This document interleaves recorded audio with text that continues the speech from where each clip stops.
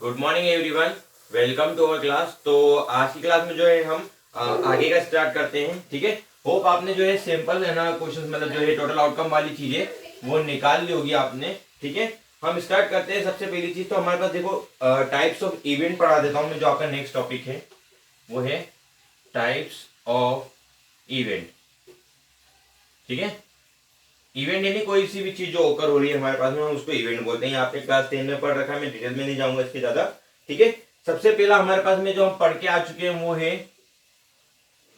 Impossible और sure या and sure event. ठीक है, ये आपको पता ही है, जिसकी प्रोबेबिलिटी 0 हो जाए वो इम्पॉसिबल हो जाता है हमारे पास में। ठीक है, और जिसकी प्रोबेबिलिटी 1 हो जाए वो श्योर हो जाता है। मतलब ये कभी ऑकर होता ही नहीं है और ये हमेशा आएगा, चाहे आप कितनी बार भी उसको निकालोगे, उस इवेंट को करोगे तो हमेशा आंसर में वही आने वाला है। सपोज अगर मैंने एक बैग में जो है रेड बॉल डाल दी सारी की सारी, तो प्रोबेबिलिटी ऑफ व्हाइट बॉल क्या हो जाएगी हमारे पास में? 0। क्यों? क्योंकि उसमें तो सबके सब रेड बॉल है, तो ये इम्पॉसिबल इवेंट हो गया।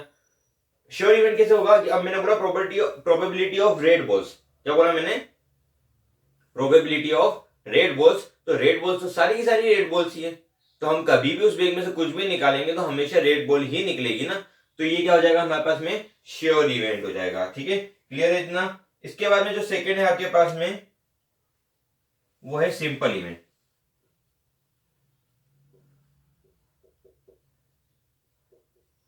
इन शॉर्ट अगर हम समझे सिंपल इवेंट को, तो क्या होता है हमारे पास में सिंपल इवेंट में कि एक पर्टिकुलर इवेंट ई के बारे में पूछा गया हो। एन इवेंट, कोई सा भी एक इवेंट हो सकता है। भले जब मान लो एक कॉइन है, उसको मैंने 10 बार उछाला, लेकिन मैंने प्रोबेबिलिटी काय की पूछी है? हेड की पूछी है, या सिर्फ टेल की पूछी है। तो ये हमारे पास क्या हो गया? सिंपल इवेंट हो गया। क्या हो गया? सिंपल इवेंट हो गया। इसी में हमारे पास में जो हमारा थर्ड जाता है वो जाता है कॉम्प्लेक्स इवेंट,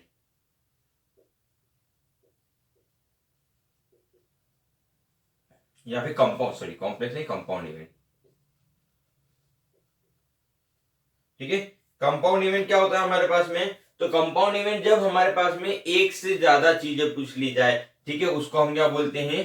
कंपाउंड इवेंट। जैसे सपोज करो almost head, sorry almost one head या टू हेड, जो भी मान लो, टू हेड कर देता हूं मैं इसको। ठीक है, या एटलीस्ट। ठीक है, इस टाइप की जब हमारे पास कंडीशन आ जाती है जहां पे हमारे पास इवेंट जो है वो बढ़ गए, यहाँ 1 भी हो सकता है, 2 भी हो सकता है, 3 भी हो सकता है, जो भी कंडीशन दे रखी है उस पर डिपेंड करता है। जितनी कंडीशंस दे रखी हो उस पर हम बात करेंगे। तो ऐसे इवेंट्स को हम क्या बोलते हैं? कंपाउंड इवेंट्स बोलते हैं। ठीक है, इसके बाद में हमारे पास में आ जाता है कॉम्प्लीमेंट्री इवेंट। COMPLEMENTRY। ठीक है, क्या बोलते हैं? Complementary event. तो कॉम्प्लीमेंट्री एंगल्स आप पढ़ के आ चुके हो, मैंने आपको बता रखा है। जैसे मान लो कि अगर 35 डिग्री कोई दे रखा है, तो इसका कॉम्प्लीमेंट क्या होगा, यानी कॉम्प्लीमेंट्री एंगल क्या होगा हमारे पास? तो वो हमारे पास में हो जाता है 55 डिग्री। कैसे पता करते हैं? 90 डिग्री में से हम माइनस कर देते हैं जो भी हमें गिवन होता है, इसे करते हैं। सेम ऐसे यहाँ पे भी हमारे पास में क्या होता है, वो है ना, ओवरऑल जो श्योर इवेंट होता है उसमें से हमने अगर माइनस कर दिया हमारा कोई सा एक पर्टिकुलर इवेंट को, तो हमारे पास क्या आ जाता है? कॉम्प्लीमेंट्री इवेंट आ जाता है, जिसको हम ई डे से डिनोट करते हैं। ठीक है, या इसको हम क्या बोलते हैं? नॉट ई भी बोलते हैं।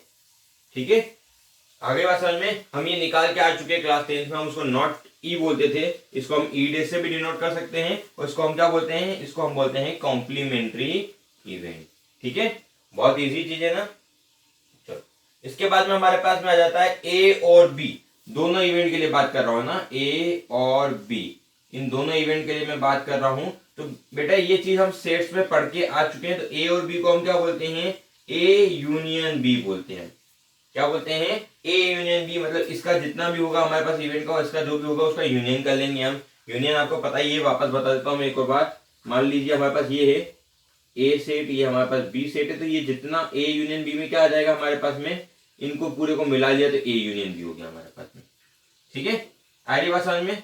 वैसे ही हमारे पास में अगर क्वेश्चन में आ जाता है ए एंड बी, तो इसका मतलब क्या हो जाता है? मतलब यहाँ शॉर्ट में अगर मैं बोलूँ तो ये बोल देता हूँ बोथ ए एंड बी, दोनों को मिला लिया मैंने ना, कंप्लीट कर दिया, इसको पूरा मिला लिया, ठीक है। और अगर मैं बात कर रहा हूँ ए एंड बी की, तो इसको क्या बोलते हैं, ए इंटरसेक्शन बी बोलते हैं अपन, यानी कि common in A and B, common in A and B, यानी कि ये सेट है, ये सेट है, इसके ये जो बीच वाला पोर्शन होता है इसको ए इंटरसेक्शन बी बोलते हैं अपन, ठीक है। ये हमारे पास में आ जाता है। और तीसरी चीज आ जाती है हमारे पास में, जो मतलब इसी के अंदर वो आती है ए बट नॉट बी, ये पूछा जाता है हमसे। तो ये सिंपल सा, इसको हम क्या बोलेंगे, तो इसको हम बोलेंगे ए, ठीक है। बट बोला है यानी हम यूज करेंगे इंटरसेक्शन, और नॉट बी बोला है यानी कि कॉम्प्लीमेंट्री ऑफ बी, ठीक है, यानी बी डैश बोल सकते हैं अपन। तो ये बन गया हमारे पास में, ठीक है। वैसे आपकी बुक में इसको जो है ए माइनस बी से लिखा हुआ होगा, ठीक है, लेकिन आपको उसको यूज नहीं करना है, क्यों, क्योंकि माइनस वाली कंडीशन आपके सिलेबस में से डिडक्ट कर दी गई थी, तो इसलिए मैंने ये बताई नहीं थी आपको, पर आप इसको जनरली याद रख लेना, ठीक है, ए डैश बी, ठीक है, ये चीज हमारे पास हो जाएगी। तो ये ओवरऑल हमारे पास इतना बन चुका है। इन सारी चीजों को आप अच्छे से स्टडी कर लेना, बुक में इसके जो है पूरी डेफिनेशन दे रखी है, तो एक बार डेफिनेशन को रीड कर लेना, ठीक है। ये चीजें हो जाए, अगर इन डेफिनेशन में कोई डाउट हुआ तो इसमें, नहीं तो यहाँ पर, ठीक है। ये सारी चीजें क्लियर कर लो, तो कल से हम इसकी जो है एक्सरसाइज को प्रैक्टिस करना शुरू कर देते हैं, ठीक है। तो आज के लिए इतना ही, thank you, have a nice day, stay home, stay safe.